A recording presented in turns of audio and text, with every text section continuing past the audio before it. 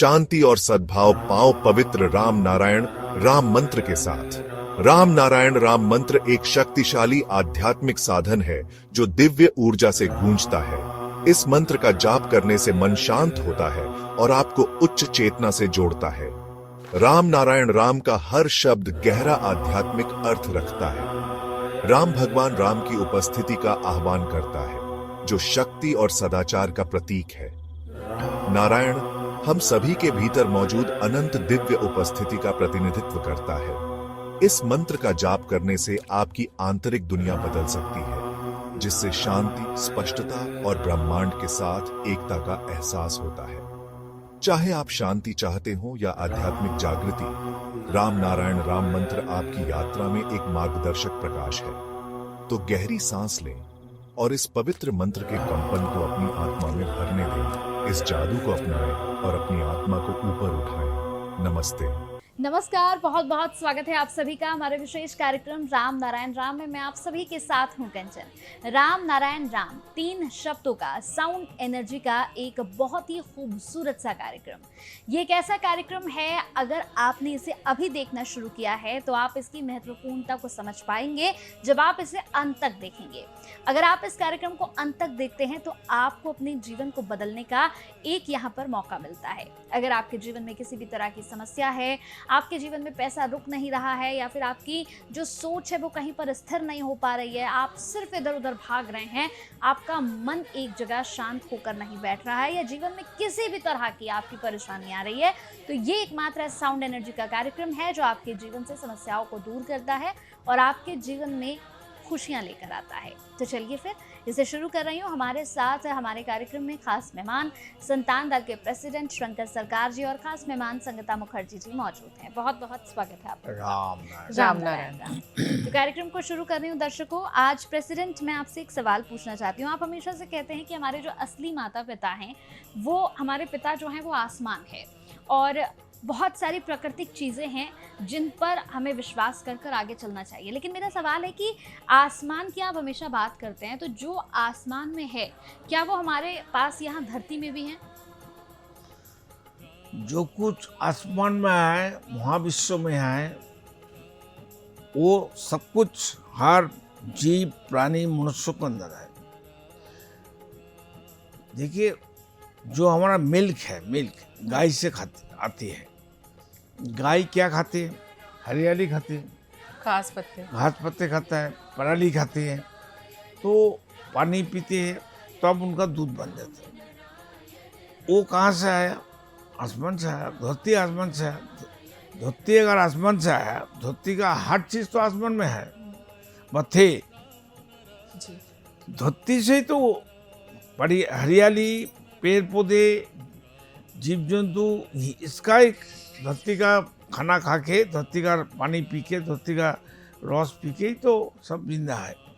तो आसमान में जो कुछ है, महाविश्व में जो कुछ है, सब कुछ हर जीव, हर प्राणी, हर मनुष्य, हर उद्भिद, कीट पतंगों का अंदर है। इसलिए we are all part of God, part of nature, part of आसमान, पार्ट ऑफ राम नाम, पार्ट ऑफ एवरीथिंग। इसलिए विदाउट नेचर, विदाउट आसमान, नेचर बोलने से नेचर कहाँ से है? आसमान से है। तो आसमान एग्जिस्टिंग है। कैसे हमको मालूम होता है? तो आसमान में अनगिनत तारे नक्षत्र है, स्टार है, इसलिए आसमान का कीमत है जी। अगर आसमान में तारे नहीं दिखाई देता, सूरज नहीं था, चंद्रमा नहीं था, कोई नक्षत्र नहीं था, ग्रह नहीं था, तो आसमान बोल के कोई है, कुछ है, किसी को मालूम नहीं, अस्तित्व ही नहीं, अस्तित्व नहीं है। अंधेरा है तो उजाला का कीमत है जी। उजाला है तो हम लोग को मालूम हो रहा है अंधेरा भी कुछ चीज है।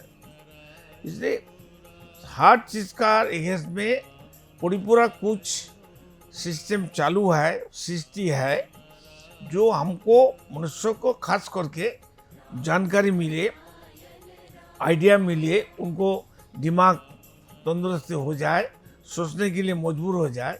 जो बंदा मनुष्य ज़्यादा सोचेगा, चिंतन करेगा, वही चिंतन ही वाइब्रेशन होके आसमान में चला जाता है, प्रकृति में घूमता है। तो फिर प्रकृति से वो फिर दोबारा हमारा पास लौट के आता है, क्यों? हमारा माइंड उसको मैग्नेट का माफी मैग्नेट काम करता है। बहुत मन बहुत बड़ा मैग्नेट है, चुंबक है, वो सब कुछ खींच हर लेता है। वस्तु खींच के पकड़ के लेके आता है। तो इसलिए हमको मेहनत नहीं करना पड़ता है, सिस्टम मेहनत करता है। कर्म कोई इंसान नहीं करता है। जो सिस्टम से हमारा सबका शरीर बदन है वही हमारा काम करता है, वही सब कुछ करता है। मनुष्य कुछ नहीं करता है। मनुष्य तो शरीर मिल गया तो उसको ऑपरेटर है हमारा माइंड, हमारा पायलट है हमारा माइंड। माइंड ही सब कुछ है। अनगणित पायलट हमारा शरीर को चलाता है। जो अनगणित माइंड मतलब minimum 50,000 crore 50,000 crore pilot mind, मन, आत्मा, चैतन्य, सोल हमारा पूरा शरीर के अंदर है। बॉडी को ऑपरेट करता है और ऊर्जा देता है और खुद वो उज्जीवित होता है और साउंड एनर्जी लेता है, फिर वो जिंदा रहता है। तो वो जिंदा है तो हम जिंदा है, मनुष्य जिंदा है। जी बिल्कुल। इसके साथ ही अगर हम देखें यहाँ पर प्रेसिडेंट, तो लोग जैसे हम हमेशा से अपने कार्यक्रम में कोशिश करते हैं लोगों को समझाने की कि आपको प्रकृति के हिसाब से चलना चाहिए, लेकिन हम देखते हैं यहाँ पर लोग प्रकृति को ही नुकसान पहुँचाने में लगे रहते हैं। देखिए कितने पेड़ काटे जा रहे हैं, पेड़ काटकर नई नई बिल्डिंग्स बना दी जा रही हैं। तो क्या इसके लिए आने वाले हम अपने समय को खराब कर रहे हैं? खराब तो कर रहा है, हम्म, वातावरण को खराब कर रहा है, वायु जगत को खराब कर रहा है।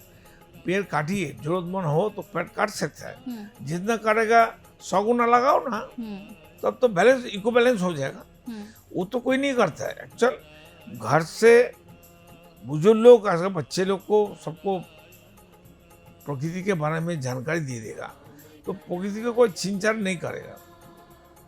प्रकृति अगर हमारा नहीं है तो हम कहाँ हैं? हम्म, सब कुछ हमारा प्रकृति है, हम खुद प्रकृति है। हम्म, प्रकृति अगर है, मनुष्य को छोड़ के, मनुष्य प्रकृति का पार्ट नहीं है। हम्म, संतान है तो माता पिता है, और संतान नहीं है माता पिता किस कहलाएगा? जो पापा है वो मामा है, कोई नहीं बोलेगा। तो इसलिए एक परिपूरक सिस्टम है, एक परिपूरक अध्याय है।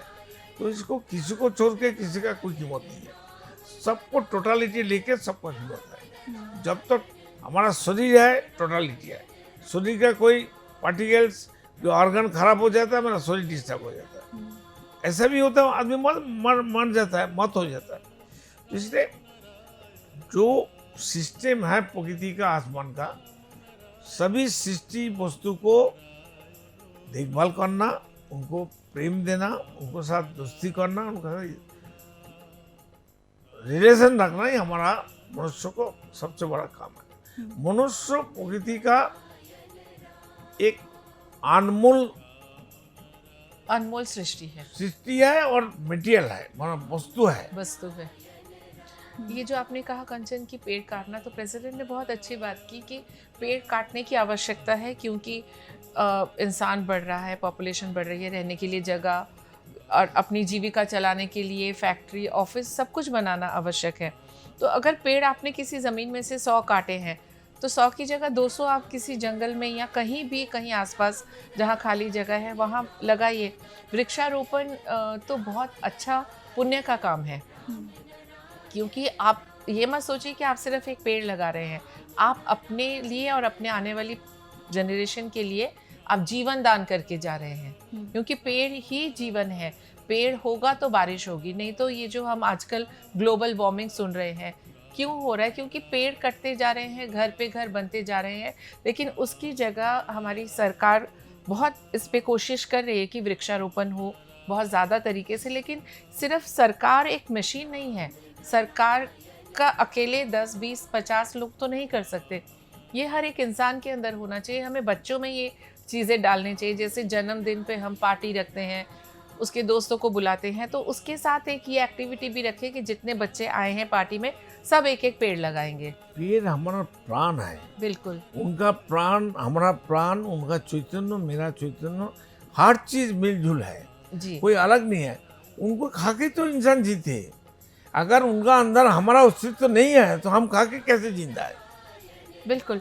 जैसे प्रेसिडेंट ने पहले भी कहा कि एक बच्चा अपने माता का दूध शायद 1 साल, 2 साल, 3 साल तक पीता है, लेकिन वही इंसान जब बड़ा होता है, हम जीवन के अपने आखिरी सांस तक हम नेचर का दूध पी के ही बड़े होते हैं। आप खुद सोचिए ना, जो पेड़ पौधों में से जो फल फ्रूट खा के हम जिंदा हैं, तो वो तो प्रकृति ही है। तो ये प्रकृति है, और जो पानी से बादल बन के बारिश पड़ती है उसके ऊपर, तो उसी से तो पेड़ बड़े होके वही हमारे को आज भी जीवन दान दिए बैठे हैं। और कंटिन्यूअस नेचर हमें खिला के पिला के अपनी गोद में लेके बैठी है। तो जो माता पिता हमें हर चीज़ से परिपूरक कर रहे हैं, तो उनको भूल जाना तो सही नहीं है। बिल्कुल। पेड़ पेड़ बोलिए, प्रकृति का हर चीज जी हमारा शरीर का अंग है, हमारा कोई उन्हीं की देन है। देन है, एक इको बैलेंस है, कोई अलग नहीं कर सकता। जब पेड़ अलग है, उनका दुख नहीं है, उनका भूख नहीं है, उनका रोना नहीं है, रोता नहीं है। बिल्कुल। पेड़ अगर रोते हैं, उनका जो आर्तनाद होता है, जो साउंड चिल्लाता है, हम लोग मारते काटते छींटते तोड़ते हैं उनके। तो पेड़ का साउंड अगर इंसान का कान में आ जाए, कोई जीव जंतु का कान में आ जाता, तो भाग के कहाँ चला जाता मालूम नहीं। बिल्कुल। इंसान जितना चिल्लाता है, जितना जोर से बात करता है, उससे हजारा गुण पेड़ चिल्लाता है। वो साउंड इंसान कोई जीव जंतु का अंदर वो फ्रीक्वेंसी नहीं आता है, इसलिए हम लोग बच गया। ये तो राम नाम आसमान का प्रकृति का एक सिस्टम है, एक कला है कुछ भी बोलिए। तो इसलिए जो इको बैलेंस है, इसको देखना चाहिए। और सबसे पहले मनुष्य खुद का बैलेंस नहीं रखता है। बिल्कुल। शरीर एक सबसे बड़ा कीमती चीज है। इंसान जितना सोच सकता है, जो कुछ कर सकता है, आसमान से जो कुछ सृष्टि हुआ, चाहे तारे हो, नक्षत्र हो, सूरज हो, चंद्रमा हो, पेड़ पौधे हो, जीव जंतु हो, पानी हो, हवा हो, धरती हो, कोई भी हो, कुछ भी हो, इंसान से कीमती चीज है नहीं। बिल्कुल। अगर वो लोग को छोड़ के, वो चीज को छोड़ के इंसान का भी कोई कीमत कोई नहीं है। अस्तित्व नहीं है। ये एक परिपूरक जरिया है, बिल्कुल। गिव एंड टेक पॉलिसी है। इसलिए इंसान अगर सोचेगा उनका कोई कीमत नहीं है, कोई गुरुत्व नहीं है, तो इंसान मरेगा। बिल्कुल। अगर पेड़ पौधे, अगर हम नहीं रहेंगे तो पेड़ पौधे नहीं रहेंगे, क्यों? हम ऑक्सीजन लेते, कार्बन डाइऑक्साइड छोड़ते। ये जो बैलेंस है, ये नेचर का एक देन है, एक बहुत सुंदर एक गॉटअप है, अंडरस्टैंडिंग गॉटअप है नेचर का, हर वस्तु का साथ हर वस्तु। तो इसलिए हमारा क्रिएटर जो है, हमारा ईश्वर है, हमारा अल्लाह है, गॉड है, कुछ भी बोलो, असली नाम तो राम नाम है जी। वही आसमान। वो जो करती है, उनका जो सोच है, सिद्धांत है, उनका सुझाव है, वो जो इंगित करती है, इशारा करती है, वही इंसान को लेना चाहिए। इंसान नजरअंदाज करती है, लेकिन और सृष्टि का कोई जीव, प्राणी, उद्भिद, वस्तु का वस्तु, चाहे गॉड के दास पर, कोई नजरअंदाज नहीं करते। इंसान मनमानी करते, तो इंसान का राइट है। आसमान से जो कुछ सृष्टि हुआ, क्रिएटर ने सृष्टि किया, चाहे ग्रह नक्षत्र हो, चाहे चंद्रमा हो, सूरज हो, कोई भी हो, हवा बतास पानी हो, धरती हो, पेड़ पौधे हो, जीव कुल हो, अणु परमाणु जो कुछ भी हो, कोई फॉल नहीं करता है, कोई किसी को डिस्टर्ब नहीं करता है, ना वो उनका खुद का डिस्टर्ब करता है, ना वो हमको डिस्टर्ब करता है। लेकिन मनुष्य, इंसान सबको डिस्टर्ब करता है, खास करके नेचर को। नेचर ही तो हमारा गॉड, ईश्वर, अल्लाह, राम नाम है, आसमान है। बिल्कुल। यहाँ का वाइब्रेशन तो वहाँ चला जाता है। धरती में जो कुछ वाइब्रेशन होता है, साउंड का हो, मेडिसिन का हो, दुख का हो, भूख का हो, कोई भी काम बुरा हो अच्छा हो, सब वहाँ जाके रुकता है। आप एक बात सोचिए कंचन, ये हम नेचर हमारा कितना बड़ा दाता है, सिर्फ दिए ही जा रहा है। आज एक आप एग्जाम्पल मैं आपको देती हूँ, अगर एक इंसान के साथ कुछ बुरा होता है, उसके अंदर कितनी बदले की भावना आती है। लेकिन नेचर के साथ इतना अत्याचार होने के बाद भी, इतना कुछ होने के बाद भी हम उनका पानी गंदा कर रहे हैं, फैक्ट्री का केमिकल डाल के पानी को दूषित कर रहे हैं, नेचर को बर्बाद कर रहे हैं, पेड़ पौधे काट रहे हैं। उनके जानवर जंतुओं को उठा के हम जू में रामनारायण केटा कितना दिमाग वाला, विद्वान है, बुद्धिमान है जी और समझदार है। अगर सूरज पानी को खींच के हवा को बोलेगा, हवा तुम लाके मेघ आकर के तुम आसमान में रख दो, बिल्कुल जब जरूरत होगा फिर दो फिल्टर पानी यहाँ पे। बारिश करेंगे। अगर ये सर्कल नहीं होता तो धरती में 2 साल में तो पानी पीना तो मुश्किल हो जाए। बिल्कुल नहीं, वही मैं कह रही हूँ, अगर नेचर बदला लेना शुरू कर दे, पेड़ आपको, आप आम तोड़ने जा रहे हो, पकड़ के बोले नहीं मेरा आम मत तोड़ो, तो हमें इस चीज़ को बहुत ज़्यादा सम्मान देना चाहिए। बिल्कुल। और मुझे लगता है कि अगर हम लोगों को देखें तो लोगों ने प्रकृति का सम्मान करना या एक इमोशनल जो अटैचमेंट होता था पेड़ पौधों से, हम देखते थे कि पहले के ज़माने में पेड़ पौधों से एक अलग ही अटैचमेंट होता था, वो कहीं ना कहीं अब खत्म हो रहा है। इसी को हम आगे बढ़ाएंगे। जितने भी दर्शक इस कार्यक्रम को देख रहे हैं, उम्मीद करूंगी कि सीख पाए होंगे, समझ पाए होंगे, क्योंकि प्रेसिडेंट हमेशा सिर्फ और सिर्फ आपको यही समझाते हैं कि आपको प्रकृति को सम्मान देना है, आपको हमेशा ये सोचना है कि आपके आसपास जो भी पेड़ पौधे हैं, आपके आसपास जितने भी लोग हैं, वो सब एक हैं। अगर आप सबको अलग अलग करेंगे तो कहीं ना कहीं आप मुश्किल में फंस सकते हैं। इस कार्यक्रम को आगे भी हम जारी रखेंगे, अगले एपिसोड में भी बात करेंगे। फिलहाल वक्त हो चला है आपसे अलविदा कहने का, लेकिन अगर आप संतान दल से जुड़ना चाहते हैं तो हम लगातार टीवी स्क्रीन पर नंबर फ्लैश कर रहे हैं। मन में किसी भी तरह की दुविधा हो, कोई सवाल हो, कोई भी संकोच आपको करने की जरूरत नहीं है, सीधा फोन उठाइए, कॉल करिए, आप बात करिए प्रेसिडेंट से, और आपके मन में जो भी सवाल होगा, आप यकीन मानिएगा आपके हर सवाल का उत्तर आपको प्रेसिडेंट की ओर से दिया जाएगा। ये फ़ोन प्रेसिडेंट का ही है, फ़ोन प्रेसिडेंट ही उठाते हैं। और एक बात, आप प्लीज़ सम्मान के साथ फ़ोन करिएगा, क्योंकि अगर आप सम्मान के साथ फ़ोन करेंगे तो आपको उसका उत्तर भी सम्मान के साथ ही मिलेगा। और सिर्फ 1 रुपया देकर आप संतान दल के मेंबर बन सकते हैं। QR कोड भी हम आपको दिखा रहे हैं यहाँ पर। आप सिर्फ 1 रुपया देंगे और ज़िंदगी भर के लिए, लाइफ टाइम के लिए आप संतान दल के मेंबर बन जाएंगे। तो अगले एपिसोड में फिर आपसे मुलाकात होगी। बहुत बहुत धन्यवाद मैम, बहुत बहुत धन्यवाद प्रेसिडेंट आपका। राम नारायण। राम नारायण राम।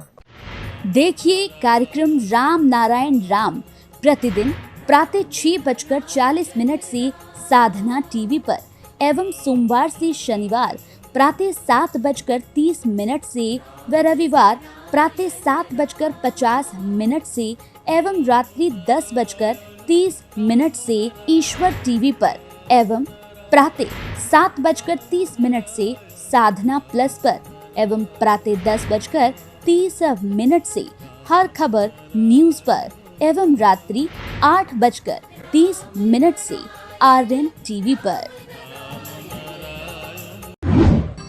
पृथ्वी पर मौजूद 800 करोड़ मानव ही मेरा समस्त परिवार है। आप भी जुड़े अपने इस परिवार संतान दल से। संसार में धर्म के नाम पर जो व्यापार हो रहा है, उस व्यापार से बचने और धर्म का सही आधार क्या है, ये जानने के लिए आप भी जुड़े संतान दल से। पृथ्वी, आकाश, जल, सूर्य और वायु, इन सभी पर किसी का मालिकाना हक नहीं है। प्रकृति हम सभी की है, हम सभी इसका हिस्सा हैं। इस प्रकृति से मित्रता करने के लिए संतान दल में आपका स्वागत है। आप कौन हैं? कहां से आए हैं? अपनी आत्मीय गहराई को समझने के लिए जुड़े संतान दल से। क्या आप निराश हैं, हताश हैं, जीवन में उन्नति पाना चाहते हैं, तो आज ही जुड़े संतान दल से।